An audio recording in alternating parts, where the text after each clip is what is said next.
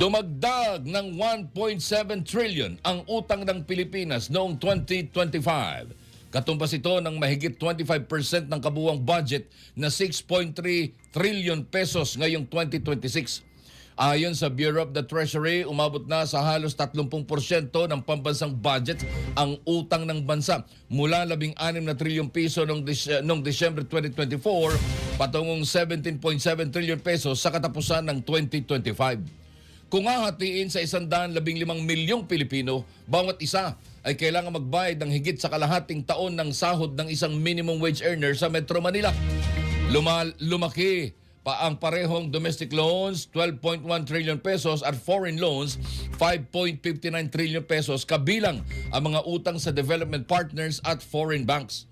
Ayon sa pamahalaan, lumalaki ang utang dahil kulang ang koleksyon para tustusan ang gastusin. Sa halip na serbisyo, mas malaki binabayad sa interes. Ngayong taon, tinatayang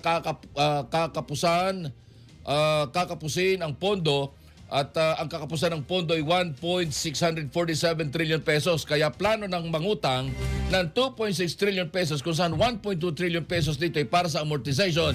Ayon sa Department of Budget and Management. Abante Pilipinas.